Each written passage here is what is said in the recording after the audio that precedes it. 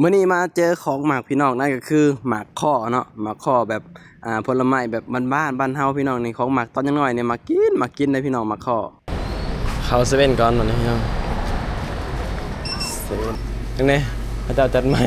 เหมือนรถตัดเลยเซเว่นนี่ใหญ่สุดแล้วเนาะมื้อนี้เซเว่นมีกระเทียมมีหอมแดงอ่ะพี่น้องเซเว่น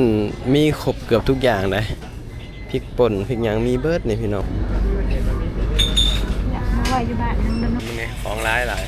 แล้วก็เขาเจ้าจัดใหม่พร้อมเซเว่นนี่เซเว่นสาขานี่เขาเจ้าจัดใหม่พี่น้องแบบสั้นแบบสูงขึ้นแล้วก็ของก็หลายขึ้นให้มานี่ขาดบ่ได้เลยพี่น้องเวลาได้เวลาไปจ่ายเงินแล้วบัดนี้จ่ายเงิน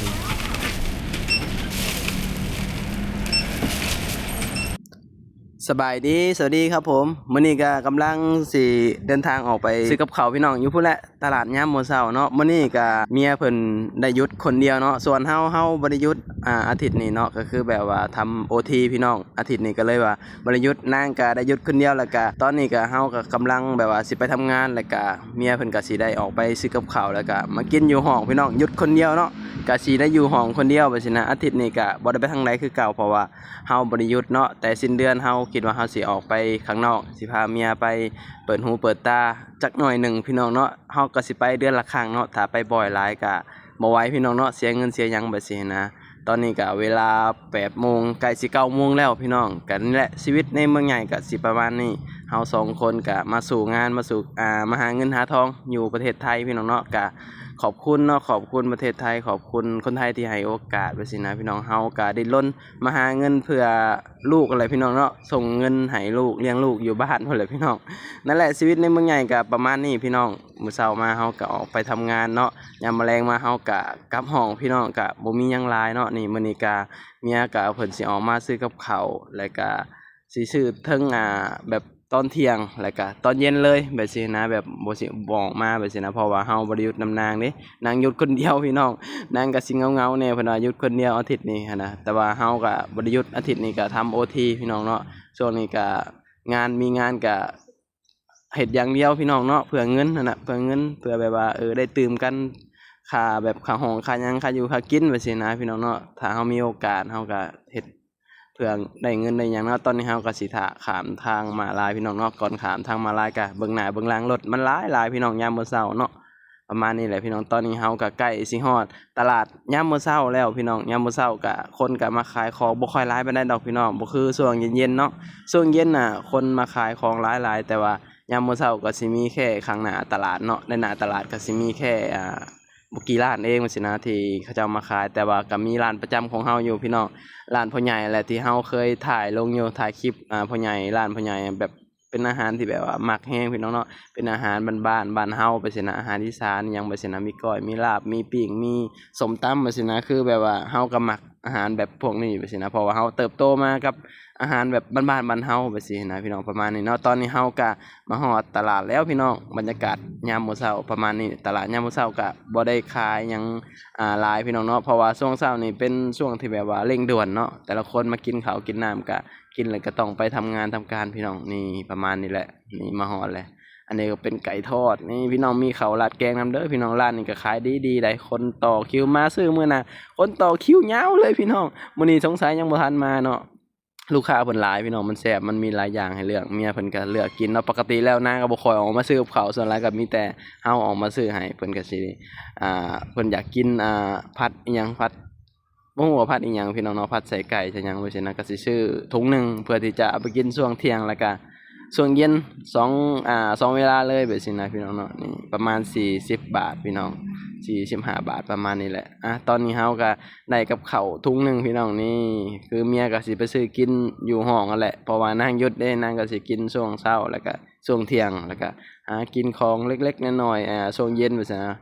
เพราะว่าเมียเฮาแบบเป็นคนที่แบบบ่ค่อยได้กินข้าวหยังหลายดอกพี่น้องกินน้อยๆย้านแต่อ้วน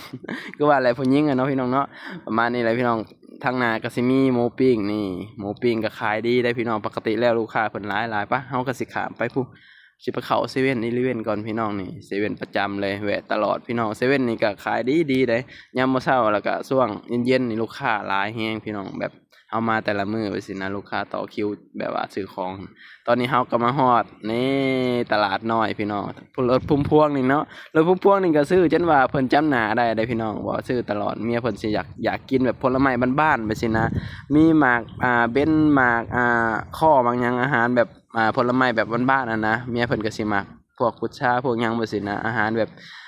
บ้านเฮาไปสินะพี่น้องผลไม้บ้านเฮาไปซั่นนี่เห็นบ่มันเขาจะเอาสิขายเป็นถุงละ20 บาทเนาะนี่อันนี้เฮากันนี่พี่น้องหมักข้อนี่เป็นหมักเป็นหยังที่หมักแห้งเลยพี่น้องแบบตอนยังน้อยนี่กินดีเลยอาหารแบบว่าบ้านๆพื้นบ้านเฮาไปสินะนี่เขาจะขายหลายอย่างพี่น้องถุงละ20 บาทพี่น้องนี่ขายดีได้ลูกค้าเพิ่นก็หลายนี่ตอนนี้เฮาก็ซื้อหมักข้อแล้วก็สิได้พากันเข้าไปเซเว่นพี่น้องเมียเพิ่นสิซื้อของใช้อยู่เซเว่นไปสินะนี่แหละบรรยากาศยามมื้อเช้าก็ประมาณนี้แหละพี่น้องก็บ่มีหยังหลายพี่น้องเนาะอยู่ไทยกันนี่แหละของอยู่ของกินก็หลายได้พี่น้องเพราะว่าสิเป็นแบบข้าวต้มขนมโดยเฉพาะในเซเว่นนี่เข้าเซเว่นก่อนวันนี้ครับเซเว่นอีเลฟเว่นอันนี้เซเว่นเขาจะจัดใหม่ตรงนี้เขาจะจัดใหม่นี่ไงโตะสูงๆนี่บ่เห็นไหมเหมือนรถตัดเลยเซเว่นนี่ใหญ่สุดแล้วซื้ออย่างไรในตะวันบ่ของหลายของเพิ่มมาหลายเพราะว่าเซเว่นนี่แบบคนขายที่จะหลายช่วงเย็นแล้วก็ยามแบบว่ายามมื้อเช้าพี่น้องพวกนี้เซเว่นมีกระเทียมมีหอมแดงพี่น้องเซเว่นมีครบเกือบทุกอย่างเลยพริกป่นพริกหยังมีเบิดนี่พี่น้องนี่หอมแดงเจียวหอมมันนี่มีครบเกือบทุกอย่างเลยพี่น้องในเซเว่นสำหรับเซเว่นนี่ขายทุกอย่างเลยแล้วก็เขาจะจัดใหม่ตรงนี้เฮ็ดให้มันสูงขึ้นแล้วก็ใส่ของได้หลายขึ้นของมันก็สิหลายขึ้นมาม่าได้ป่ะกินยังเข้ามากับหมู่ว่าสิกินหยังล่ะของมันหลายมีมาม่าเมื่อก่อนมาม่าอยู่พูดเลยเหรอก็จะจัดใหม่ฮะมาม่ายังก็ลองกินดิล่ะ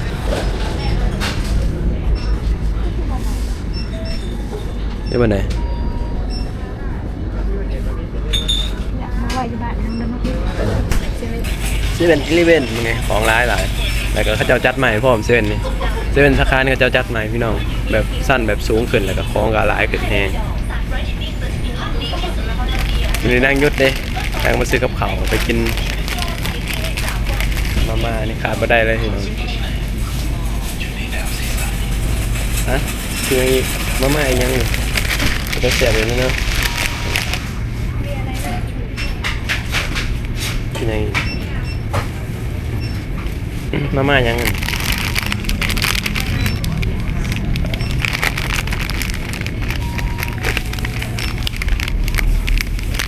มาม่านี่แซ่บ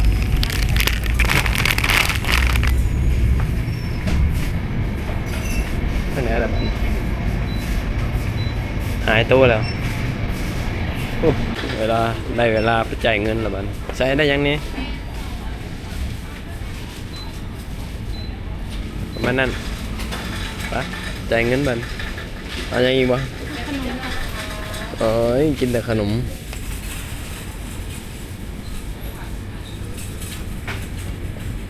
เลยวันหยุดเพิ่นขนมเต็มเลยวันหยุดเดียวมานี่เฮาบ่ได้หยุดพอดีอยู่ร้านบ่มีคนเนาะอาทิตย์นี้ก็เลยแบบบ่ได้หยุด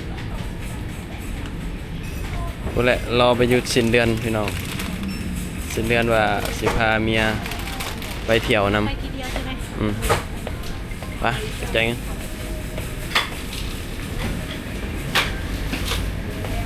เราคิว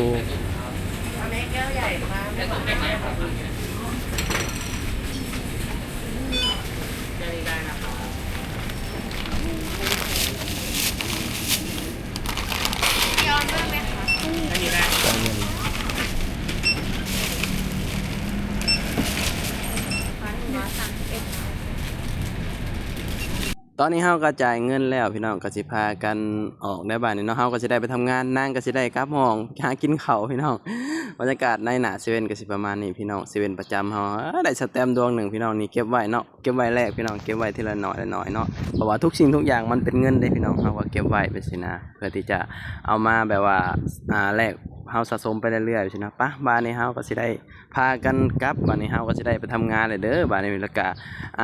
ส่วนเมียเพิ่นก็สิได้กลับเมื่อพักผ่อนเมื่อนอนพี่น้องเมื่อซักผ้าเพิ่นน่ะเนาะ เมื่อซักผ้าเมื่อคัดห้องน้ำเพิ่นน่ะเนาะเมื่อเฮ็ดนั่นนี่ในห้องอะไรพี่น้องเนาะอาทิตย์นี้ก็บ่ได้หยุดพร้อมกันพี่น้องเฮาบ่ได้หยุดเฮาทำ OT เนาะหาเงินก่อนพี่น้องอะไรที่มันแบบว่าได้เงินเฮาก็พาครัวเอาแบบสินะมีโอกาสแบบสินะพี่น้องเนาะสู้เอาอดเอาอะไรพี่น้องเนาะนั่นแหละก็คลิปนี้ก็บ่มีหยังหลายเนาะก็ขอบคุณพี่ๆหลายๆเด้อที่เข้ามาติดตามที่เข้ามาให้กำลังใจเฮาสองคนที่ให้คำแนะนำการใช้ชีวิตพี่น้องนี่เขาเจ้าสิมาเปิดไปรษณีย์เด้พี่น้องนี่เร็วๆนี้เขาเจ้าบอกเนาะ มาเปิดไปรษณีย์ส่งของกลับบ้านกับหยังพี่น้องโอ้ยดีเลยเนาะใกล้ๆนี่พี่น้องประมาณนี้พี่น้องคลิปนี้ก็สิได้ปิดคลิปแล้วเนาะไปพบกันคลิปหน้าสบายดีสวัสดีครับผมโอ้ยเมียเพิ่นก็สิได้กลับบ๊ายบายกลับห้องวันนี้กลับห้องเมื่อสักผ้าสักหยังพักผ่อนนอนโอเคประมาณนั้นบ๊ายบาย